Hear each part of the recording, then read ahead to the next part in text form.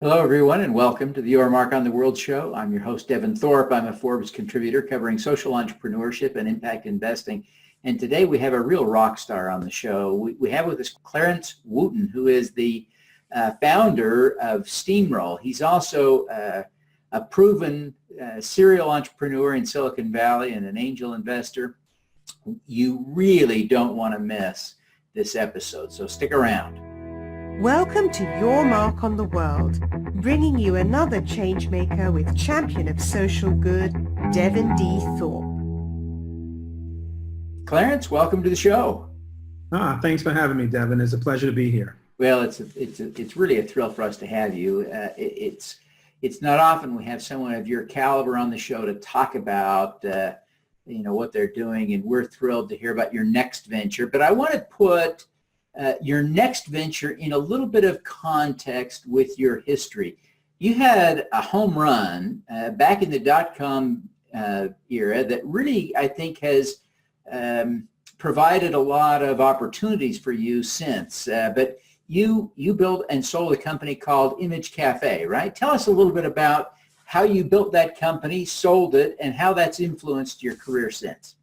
Yeah, well, you're going back quite a ways. I'm dating myself, but yeah, Image Cafe was acquired in November 99, which was roughly 6 or 7 months before the whole dot-com boom imploded. So it was an interesting time. But for me, that was, of course, a big success. I kind of jokingly say I went from ashy to classy after that. I'm originally from inner city Baltimore, Maryland. And so I kind of got into tech and computers through video games as a kid, Atari, ColecoVision, Commodore, and ultimately I ended up staying involved in computers. And after college, I started a company, ultimately, that became a dot-com called Image Cafe. We were the world's first superstore of prefabricated website templates for small businesses, kind of like Wix and Squarespace do today. Sure. But back then it was a novel idea back in 1999. And fortunately, sometimes it's better to be lucky than good. We were getting ready to raise a big venture round, and Network Solutions, who was the GoDaddy of that time, swooped in and acquired us. And it was life-changing for me. And it kind of solidified my course as an entrepreneur in tech. Yeah, that was kind of a big 8-figure kind of deal. What was it, $23 million or something? Yeah, which was, it's funny in today's times, if the number doesn't have a B in front of it, it doesn't sound as impressive. That's still that's a lot of coin. It's a lot. It was, especially considering that we had raised only a couple $100,000 at the time. And so, and we hadn't yet taken any ventures. So it was a great outcome. Oh, that is huge. That is huge. And so how has that shaped your career since that time? Because you've done some other cool stuff. I'm sure you don't want to be known only by Image Cafe. Yeah, I've started a couple other companies, had some success. I went on to raise quite a bit of venture. When I did Image Cafe, I did it as an entrepreneur based on the East Coast in Maryland. That was prior to me moving to Silicon Valley. Back in those days, I had a lot of relationships in Silicon Valley. The law firm we worked with, Wilson Sonsini, was based here in Silicon Valley, which is where I am now. It's so funny because my attorney back then was a guy named Mike Arrington, who went on and became the founder of TechCrunch. So it's a real small world. Most people in this game stay in this game. But ultimately, I ended up coming to Silicon Valley, started a couple of other companies, and as an entrepreneur, maybe in the last 10 years, I came to the realization that I think the first third of your life you learn, the second third you earn, and the last third you return. And I had kind of been following that mantra for the past several years, thinking, okay, I'm still in my prime earning years. So, once I make enough money, I'll focus on giving back. But what I realized recently is that the ultimate startup is when you can learn, earn, and return all in the same company. And so that's what I think we have here with Steamroll.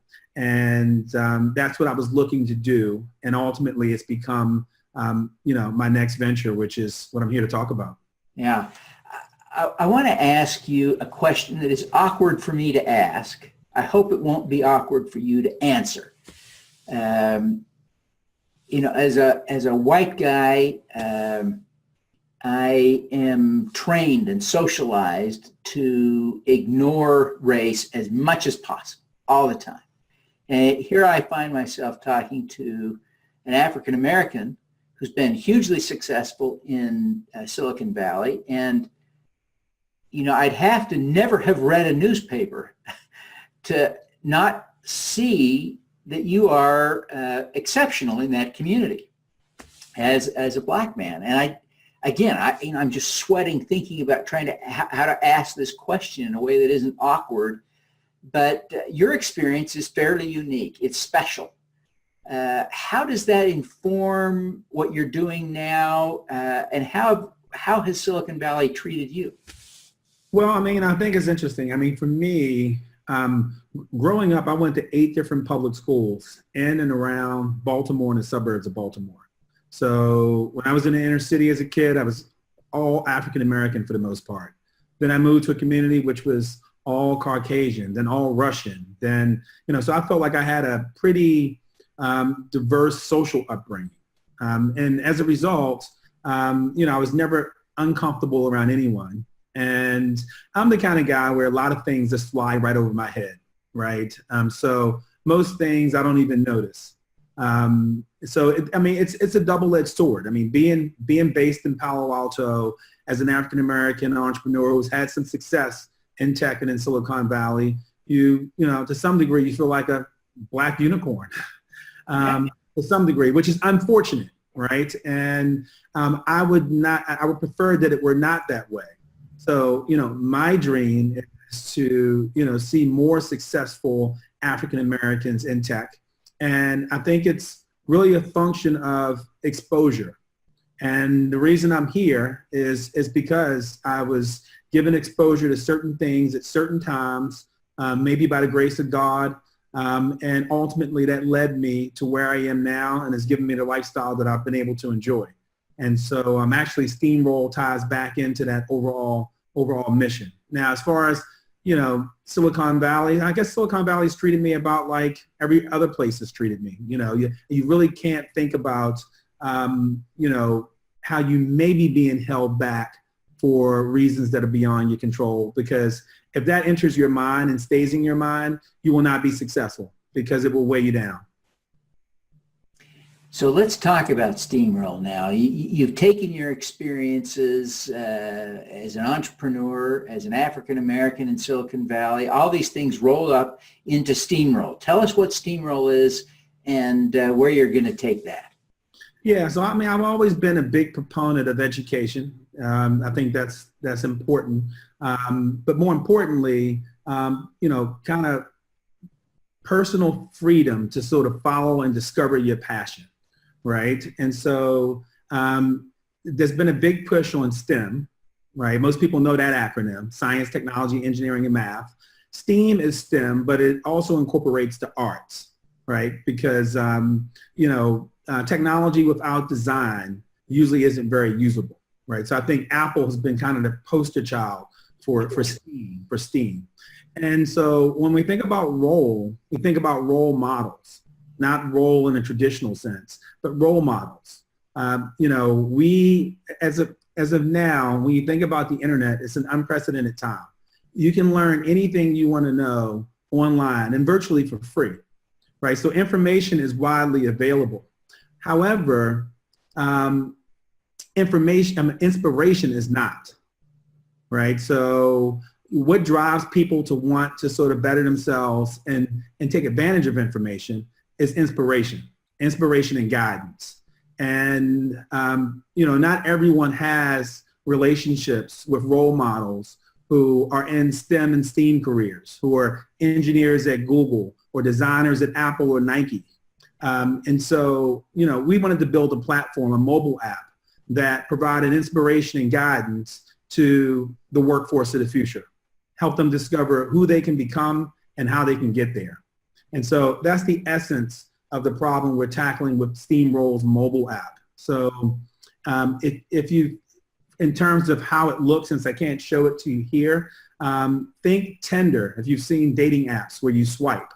But instead of swiping through your potential date, we're showcasing role models that you can relate to. We show you their company, their job title, a one-sentence description of what they do, and we pull from Glassdoor their salary range because, you know, most people want to understand. And we expose young people to all sorts of careers that didn't exist a few years ago, like data scientists and user experience architects.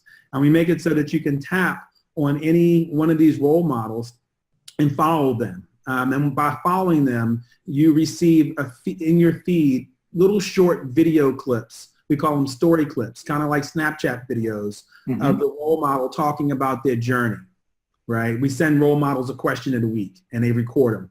And we also allow you to sort of follow their roadmap, and we take all the skills necessary to become that person and we put them in a checklist. And so as you tap a skill, we'll show you multiple places online where you can go and learn it. And once you've learned it, you can get someone to endorse you, check off that you know it. And companies pay us for the privilege to sort of, you know, watch you as you acquire the necessary skills to be hired, so that ultimately you can land an internship or an interview. And so we're partnering with top companies, and that is the business model. I think this is fantastic. I'm a firm believer, and long have been, that there is tremendous power in a role model. The world seems to universally accept that mentors are powerful, but I think role models sometimes are even more powerful or just as powerful, and yet that relationship may be easier to form. My role model doesn't need to know me. I just need to know my role model, right? Bingo. And so mentorship doesn't really scale because it's one-to-one. Yeah. And if you're a busy STEAM professional, you know, you might be a role model to somebody who you know through a family contact, but you can't scale that to inspire thousands. Being a role model is one to many. You know, I tell people all the time, Steph Curry's a role model, right? But he's not teaching kids how to play basketball. They're watching him and mimicking him. He just happens to be a professional athlete and celebrity where his skills are showcased on television every day. Why can't we bring that same ability to successful STEAM professionals and give them the ability to answer a question of the week with a short 2 to 3 minute video that talks about maybe how and where they grew up or who inspired them in a really authentic, raw way, and have thousands of teens and aspiring professionals follow them and get those inspirational stories in their feed and be motivated to go out and acquire the necessary skills to be hired. How are you thinking you will acquire those users, the aspiring professionals, the teens? They're so distracted by, you know, Stephen Curry and Kevin Durant and all the people in the NBA and elsewhere in Hollywood, et cetera. How do you get them interested in STEAM? Yeah, well, first of all, I mean, I think the user experience within the app itself has to be compelling. Fortunately for me, I've watched my daughters use Snapchat and Instagram. And I, you know, see how this generation of young people, they're the first generation that grew up with supercomputers in their pocket with broadband connectivity, right? So if you make it interesting, you make it mobile, you're meeting them where they're at. I think the other piece of it is you have to catch them at the right time. So we're partnering with school guidance counselors for middle through high school. And we have a brand ambassadors program across colleges and universities where we're signing up, students who are already in college, taking certain majors. They're acquiring the necessary education, but it's a big difference between education and training. So to go from, learning computer science skills at a college in the Midwest to understanding how to sort of move towards, becoming an engineer at Tesla is where we kind of bridge that gap. So, we're building pipelines through relationships and partnerships. It seems to me one of the challenges that you'll face is I'm picturing an African-American teenager in Baltimore who is interested in working in Silicon Valley, and she's going to be most interested, I think, in finding a role model who looks like she looks, maybe even came from Baltimore, has even more in common. Then what she's going to want is one step further. She's going to want to know what this person really thinks, what her experience is really like, what the challenges really were. And she doesn't want the sanitized corporate version of that. How do you create an opportunity for role models to be authentic the way the teens seem to cry out for today? Yeah, I think you hit the nail on the head. First of all, one of the things we do when we onboard users, we capture their gender, ethnicity, and interests. And we try to show them role models that they can relate to, right? So if there's an African-American, teenage female in Baltimore, we will try to show her African-American women who are STEAM professionals successful, but we'll show her anyone because it's not just about ethnicity, it's also about your interests, right? Right.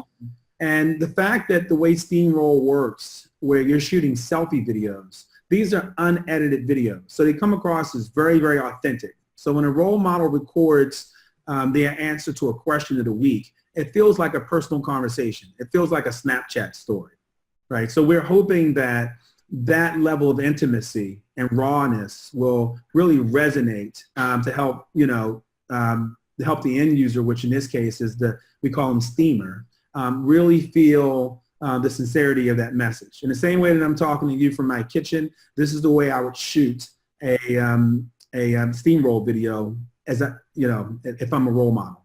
Sure. Now, this whole app is all about role models. You are the quintessential role model. Who do you look up to as a role model yourself? Oh, wow. I think I take inspiration from everybody. Growing up, there was for me, I knew nothing about, I didn't know that there was this place called Silicon Valley, at least not when I was young, when I was playing video games on Atari and Commodore computer. But I did, I did learn that there was this guy, Bill Gates, and other entrepreneurs who were African Americans, a guy, Reginald Lewis, for example. And so I read their autobiographies. And so that's kind of where I got my inspiration. But now we're in a media-driven, social media-driven, video content, littered age. And so why not create a huge library of personal stories and roadmaps to go along with them so that you don't have to guess how to get there. So Clarence, a lot of us see challenges and opportunities in the world and pass them by simply because we feel like it's not our responsibility, it's not our opportunity. What made you feel like you were the one to tackle this steamroll opportunity? Yeah, well, it's a calling to me as much as it is a company. Right. I had been going back to the learn, earn, and return. I had been thinking of ways in which I could give back for the last several years. I didn't just want to create a not-for-profit and do it the old way. I wanted to appeal to the new generation, and it just hit me one day, right? The name and everything. And usually when things hit me like that, because I'm a builder, I always have been, I have to do it. And I've decided to sort of make this my mission. And so we built a mission-driven company. My entire team, they're here because they believe in a mission. They think the world needs this. And hopefully we're the ones to deliver it to them at scale. So, Clarence, what is your superpower? I don't know if I have a superpower, but I can go from idea to product, which requires, quite a bit of focus. I've been pretty good at that. And, one of the things I learned through building companies and having those companies be acquired and then going to work for the big acquirer is that there are professional managers who are really successful at taking something that's already been built but could never build it to begin with. That's one skill set. And then there are the individuals who are kind of crazy like myself, who take wacky ideas and turn them into things. And so I'm just a guy who takes wacky ideas and turn them into things. No, that's great. Well, Clarence, before you go, and we do appreciate you taking the time to be with us today, tell us how people can learn more about Steamroll and connect with you personally. Yeah, well, you can certainly find us. We're in the middle of updating our website at steamroll.org. And when enroll is in role model, R-O-L-E. Steamroll.org, or if you go to steamroll.com, it will just redirect to steamroll.org. So you'll find plenty of us there. We're also incorporating, we're building what we call Rollcoin, which will be since Steamroll is a marketplace, every marketplace needs its own currency. So we're using roll coins to incentivize role models and steamers. And so you'll find out more about Rollcoin as well. Fantastic. Well, Clarence, we really appreciate you taking the time to be with us today, and we want to wish you every success in helping connect aspiring people and young people to real role models that can help them advance their careers. So we awesome. Wish you every success. Well, I have one request of you. Okay. You have to become a Steam role model. I would be honored. I would awesome. be honored to be a Steam role model. So please give me the opportunity. I sure will. It's a done deal. All righty. Let's do some good, Clarence. Thank you for listening. This podcast was recorded via Google Hangouts on Air and is available at youtube.com/Devinthorpe. Subscribe to this podcast on Stitcher or iTunes by searching for Your Mark on the World. Every weekday, Devin hosts a CEO, celebrity, entrepreneur, or other changemaker here on the Your Mark on the World show to inspire and prepare you to make your mark. Devin is a champion of social good, writing about, advocating for, and advising people who are doing good. He is a Forbes contributor who is a recognized thought leader in social entrepreneurship, impact investing, and crowdfunding. To book Devin as a speaker, visit devinthorpe.com. Learn more about Devin's work at yourmarkontheworld.com.